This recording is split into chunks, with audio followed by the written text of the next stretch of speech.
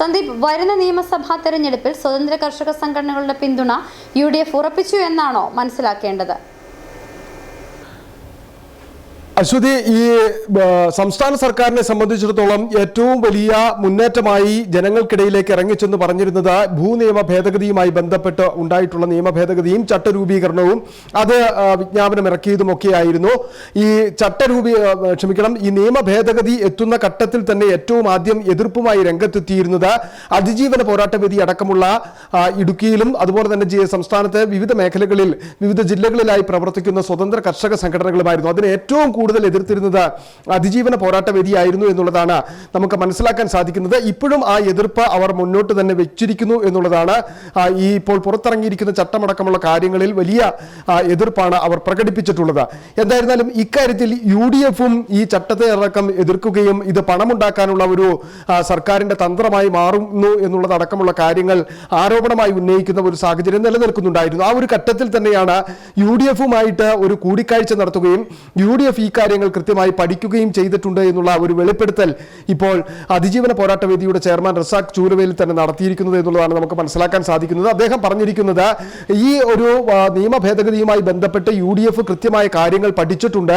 അതിനെ സംബന്ധിച്ചൊരു തിരിച്ചറിവ് UDF-ന് ഉണ്ടായിട്ടുണ്ട്. അതിന്റെ അടിസ്ഥാനത്തിൽ UDF അധികാരത്തിൽ വന്നാൽ ഈ നിയമം റദ്ദു ചെയ്യുകയും നിലവിലുള്ള നിയമം റദ്ദു ചെയ്ത പുതിയ നിയമ ഭേദഗതി കൊണ്ടുവരികയും ചെയ്യും എന്നുള്ള ഒരു ഉറപ്പ് ഈ സ്വതന്ത്ര കർഷക സംഘടനകൾക്ക് നൽകിയിട്ടുണ്ട് എന്നുള്ളതാണ് ഏറ്റവും പ്രധാനമായി നമുക്ക് മനസ്സിലാക്കാൻ സാധിക്കുന്നത്. അത് വെറുതെ ഒരു ഉറപ്പ് നൽകിക്കൊണ്ട് നിയമസഭാ തെരഞ്ഞെടുപ്പിലേക്ക് പോവുകയല്ല ചെയ്യുന്നത്.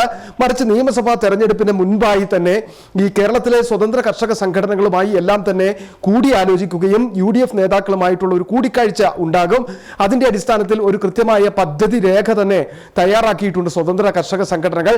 അത് എങ്ങനെയാണ് നടപ്പിലാക്കേണ്ടത്, ഏത് സമയത്തിനുള്ളിൽ നടപ്പിലാക്കണം തുടങ്ങിയിട്ടുള്ള കാര്യങ്ങൾ വ്യക്തമായി തന്നെ UDF-ഉമായിട്ടൊരു ധാരണയിലേക്ക് എത്തിയിട്ടുണ്ട് എന്നുള്ളതാണ് നമുക്ക് മനസ്സിലാക്കാൻ സാധിക്കുന്നത്.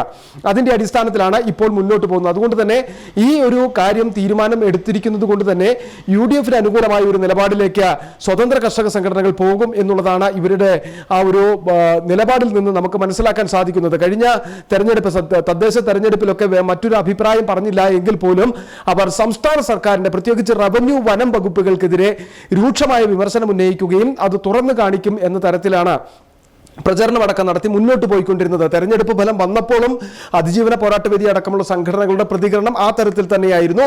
റവന്യൂ വനം വകുപ്പുകൾ നടത്തിയ അടിച്ചേൽപ്പിച്ച ജനവിരുദ്ധ നിയമങ്ങളുടെ പേരിലുള്ള ഒരു തിരിച്ചടിയാണ് ഈ തെരഞ്ഞെടുപ്പ് വിധി എന്നുള്ളതായിരുന്നു അതിജീവന പോരാട്ടവേദി ചെയർമാൻ റസാഖ് ചൂരവേലിൽ പ്രതികരിച്ചിരിക്കുന്നത്. എന്തായിരുന്നാലും നിയമസഭാ തെരഞ്ഞെടുപ്പിൽ കൂടി കഴിഞ്ഞ ദിവസമാണ് അദ്ദേഹം ആ തരത്തിൽ പ്രതികരിച്ചത്. ഇടുക്കിയിലെ ജനങ്ങളെ കരകയറ്റുക എന്നുള്ള ഒരു നിലപാടുമായി മുമ്പോട്ട് പോകും. ആ നിലപാട് മുമ്പോട്ട് ഉണ്ടാകും, അതായത് നിയമസഭാ തെരഞ്ഞെടുപ്പിൽ ഉണ്ടാകും എന്ന് അദ്ദേഹം വ്യക്തമാക്കുകയും ചെയ്തിരുന്നു. അതിനോടൊപ്പം തന്നെയാണ് നമുക്ക് മനസ്സിലാക്കാൻ സാധിക്കുന്നത് ഈ UDF-ഉമായി ഒരു ധാരണയുണ്ടാക്കി അത് കൃത്യമായ എഗ്രിമെന്റ് ഉണ്ടാകും എന്ന് തന്നെ അവർ വ്യക്തമാക്കുന്നുണ്ട്. അതായത് ഈ നിയമ ഭേദഗതി വീണ്ടും കൊണ്ടുവരുവാനാണ് UDF അധികാരത്തിലെത്തിയാൽ കൊണ്ടുവരുമെങ്കിൽ അത് എന്ന് കൊണ്ടുവരും, എത്ര സമയത്തിനുള്ളിൽ നടപ്പിലാക്കും, എങ്ങനെയായിരിക്കും എന്നതിനെ സംബന്ധിച്ച് കർഷക സംഘടനകളുമായി കൃത്യമായ ധാരണയും എഗ്രിമെന്റും ഉണ്ടാക്കിയായിരിക്കും UDF മുമ്പോട്ട് പോവുക എന്നുള്ള ഒരു വിവരമാണ് നമുക്ക് ലഭിച്ചിരിക്കുന്നത്. അതിന്റെ അടിസ്ഥാനത്തിലുള്ള പ്രവർത്തനങ്ങൾ കാലേകൂട്ടി തന്നെ നടക്കുന്നുണ്ട് എന്നുള്ളതാണ്. ഒരു രാഷ്ട്രീയ ആയുധമാക്കി ഇതിനെ മാറ്റി UDF ഉപയോഗപ്പെടുത്തുക എന്ന ഒരു ലക്ഷ്യം കൂടി UDF-നുണ്ട് എന്നുള്ളതാണ് നമുക്ക് മനസ്സിലാക്കാൻ സാധിക്കുന്നത്.